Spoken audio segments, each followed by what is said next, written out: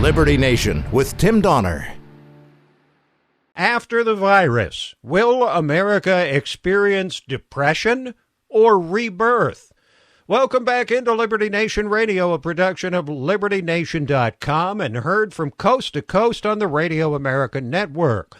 We're devoting today's show not to the past, what might have been, what was done right and wrong, because we can't change that, and not to the present, because we're all bombarded every day with a blizzard of information, facts, and figures about infection rates, death rates, and, of course, unprecedented restrictions on our lives, which become more disturbing by the day in so many ways. Now, we're going to talk about the future. What America will look like when we wake up from this national nightmare, what changes we can expect, and we all know there will be many. How we as a people will have changed based on the change happening in each of us individually during this time. Re-examine priorities. More time with family, like it or not. Kids home from school all the time, finding a way to live with zero sports or bars or restaurants or movie theaters. Reconsidering the merits of working online instead of commuting. Now, just like when we're in the middle of an actual nightmare, we can't know if we're now at 2 a.m. with hours before we wake, or 7 a.m. close to rising, or who knows what time before we finally snap out of it. But snap out of it we will one of these days, a changed nation in a changed world, just like after 9/11. So we're now far enough along in this strange new COVID world to at least start imagining what things might look like when this once unimaginable disruption of our lives and health and economy comes to a merciful conclusion. Could be weeks, months, perhaps longer. We may or may not be close to having a vaccine or reliable treatment, but one way or the other, we best prepare for an unprecedented and awkward re-entry into a world we once knew, but like after 9/11, will find profoundly changed. Yes, we remember the first world and the ever more distant memories of the normal times pre-COVID, and we're now in a second world, gripped in the heart of the crisis itself. But how will things shake out in the third world we anticipate when the crisis subsides, when we feel safe returning to our now altered lives? In coping with a crisis far from the realm of possibility in the minds of everyone from President Trump to the homeless man on the street, we've been challenged to squeeze every last ounce of restraint and patience and compassion out of ourselves, but also to find new pathways, new talents, new habits. Add up the changes which are occurring to and in each of us, and America writ large will undoubtedly be a changed society when the smoke clears and the fog of war is replaced with that most blessed of commodities, normal life. Now, we know that familial relationships will either be strengthened or weakened by overexposure during this time, but that's hard to quantify given tens of millions of individual families. For society as a whole, however, some consequential or even wholesale changes are foreseeable in many areas of life. Let's talk about 5 of them. The first, internet preeminence. One thing seems certain: the internet will be more predominant than ever. Because so much of our economy is based or supported online, the work of so many people can now be accomplished in an infinite number of locations, as it has by necessity in these last weeks. There exist in the U.S. alone more than 1 million internet-based businesses, and that's just the official count.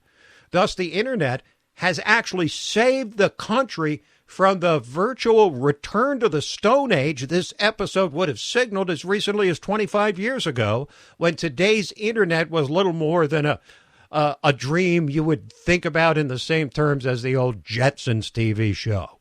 Those who have rechanneled their work to home or elsewhere will evaluate the experience and likely ponder afresh the associated joys and trials of it. Of course, many will be forced to rethink their very careers.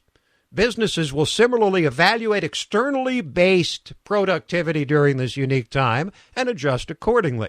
The striking contrast during this time between the seamless continuity of online operations like LibertyNation.com and the wrenching displacement of those who rely on the offline world will hardly be lost on the many purveyors of commerce gasping for air at this time.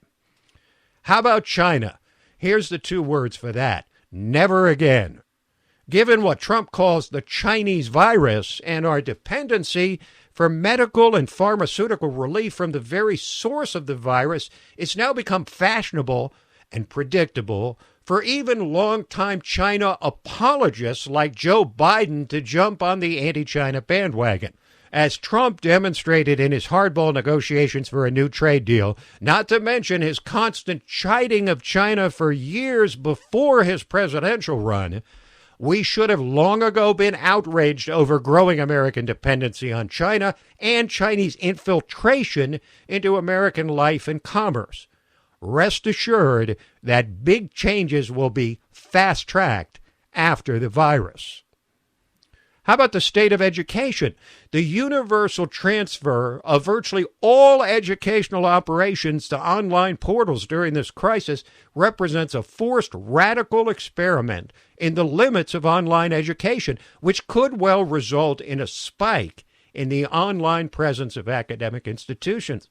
Considering that the cost of secondary education is rising even faster than that of healthcare, and thus is unattainable for so many people, the ability of colleges or even high schools to reduce their overhead and shrink out-of-control tuitions, together with students' ability to learn without having to go to a classroom, is a plus-sum outcome which could signal a sea change in how we educate rising generations in this 21st century. Then there's the border wall. With every nation in the world desirous of closing its borders to prevent the spread of this virus, how hard do you think Democrats will now be willing to fight Trump on building his big, beautiful wall on our southern border? More than 150 miles of it have already been built, construction likely to pick up significantly when the coast is clear. And then there's sports. How essential are sports to society? It's been said that you don't know what you've got till it's gone. And considering the collective withdrawal symptoms evident in fans of every sport across the globe, the paradise which is competitive sports does indeed look like a parking lot these days. It seems clear that each of us individually will reconsider by necessity just how important this most popular form of entertainment truly is to us. And it will certainly be reflected in the growing or dwindling popularity of the various sports. And here's the last thing I want to talk about: humility. In the end, pride goeth before the fall, and lest we get too full of ourselves, some hard and bitter perspective for you. All of mankind has just been thwarted by a virus from a bat. Think about that. A virus from a bat. If that doesn't make you and all of mankind more humble, nothing will. And we'll be back to discuss the changes to American society and culture after the virus when we return.